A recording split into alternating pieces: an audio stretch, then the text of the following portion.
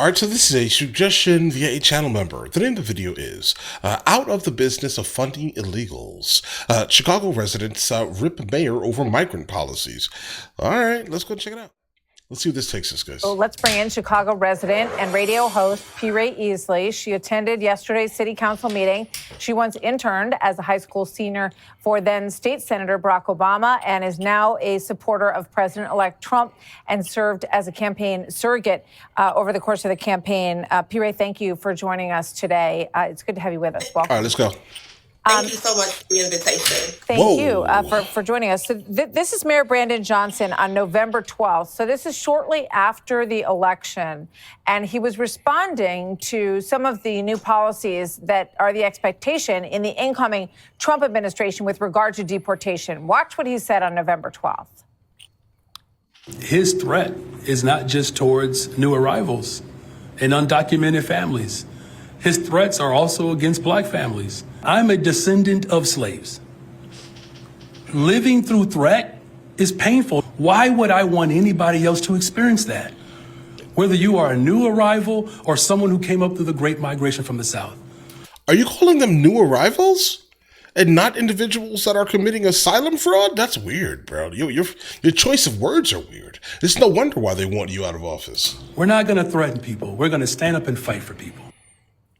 P. Ray, what's your response to what the mayor... Like purposely invoking the history of slavery. Bro, what does that have to do? I don't know. These people are weird. ...had to say back on the 12th? I think it's the most disrespectful thing he's ever said out of his mouth. Okay. We, the American Negro people, are 100% American. This illegal immigration, whatever they're calling it, it is none of our business. We are as American as sweet potato pie, and we stand with the American president to make our borders secure and make our citizens safe. It's an insult to our ancestors for him to try to use our generational trauma that we're trying to get over in our country. We're not guests here. This is our country. I'm an 8th generation free American. That's not counting before the 1870 census. So when we're talking about how we're going to deal with the illegals, we have zero American Negro political capital to spend on this. This is our country, and we want to make it great as well. Oh, I like that. Like, this is kind of the reason why when someone asks me, like, why don't I call myself African American? So I've basically spoken about this pretty much regularly in videos. For what? I'm American. I'm not going to call myself African American at all. That's not a thing. I've been to Africa. I don't fit in. Okay, I'm just gonna be honest. I don't fit in. I've been to multiple countries within Africa. That's not a thing for me, guys. No, bro. I'm American. She's American. He's American, but he's just looking for like some virtue signaling points or something, bro. I think that's what's happening here. And there's literally no correlation between people that are descendants of slaves and the individuals who just basically broke through the border and lied on their asylum paperwork. That's not the same, guys. You know, it's fascinating to watch these various speakers at this event.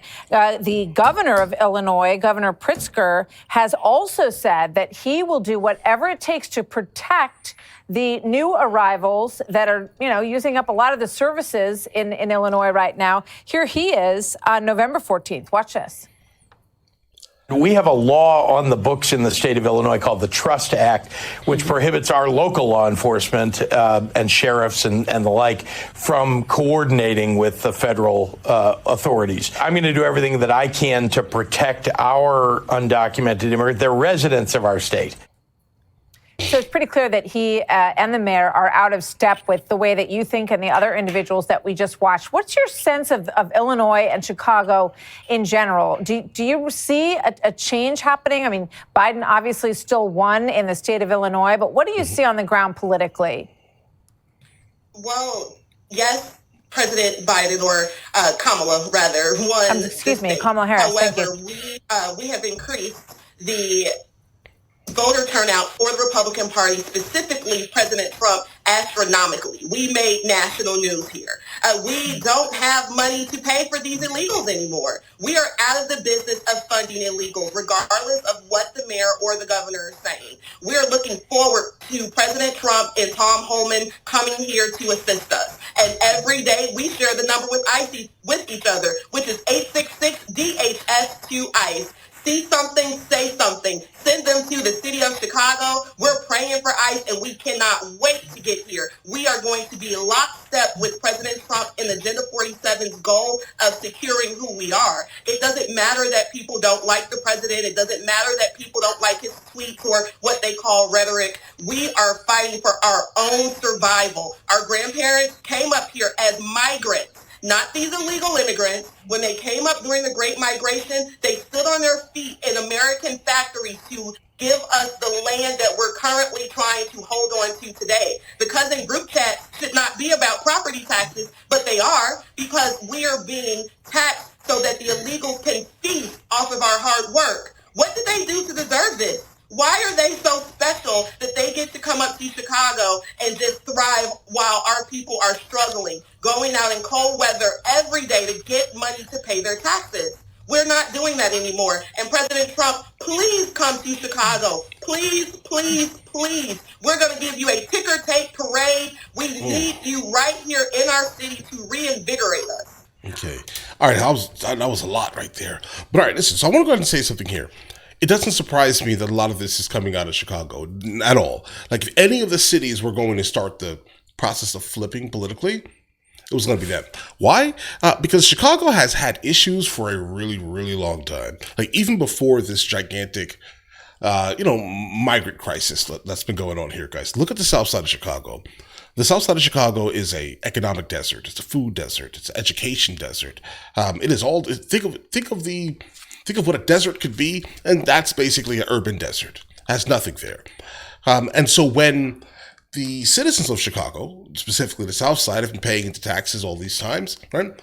Being able to purchase and buy houses and things like that in this area, the mayor basically has been saying forever now, they don't have the money to fund these programs to, rebuild a park, open up a school, like do things that can actually benefit the community, rather than moving the taxes that are coming out of the south side of Chicago to the north side of Chicago. Okay, that's basically what happens. It's been happening like that for 30, 40 years up there. Right? So the problem that I'm seeing here is that why would they not want to flip now? All this time you've been saying you did not have the money to do it for anything, and then out of nowhere you pulled billions upon billions of dollars out of nowhere? Yeah, they don't like you anymore, bro. To be honest. I just expect for the south side of Chicago to continue to flip as they have been. P. Easley, thank you very much. I'm going to ask Jason Miller, who works for the president, if he plans on visiting cities like Chicago. So we'll try to get you an answer on that right away. P. Thank you very much. Good to see you. All right, guys. Well played. Again, it does not surprise me. I expect this to happen more. During the election, I also expected for New York to flip just a little bit more than it did, New York City specifically. Like the ones who are kind of living around the migrant crisis, those who are actually seeing it, experiencing it, and realizing that their public dollars are now going to people who have never paid taxes. I expected a lot more of that to happen in New York, but it didn't. But Chicago makes sense. But all right, listen, you guys all have an absolutely amazing day. Enjoy your day thoroughly. This is my lightsaber. Hey guys, you guys subscribe to the other channels? Logical Movie Reviews with Mr. L. Boyd, along with Mr. L. Boyd Music. Oh, also, Mr. L. Boyd Discusses. Guys, check it out. And if you haven't heard it today, it's amazing.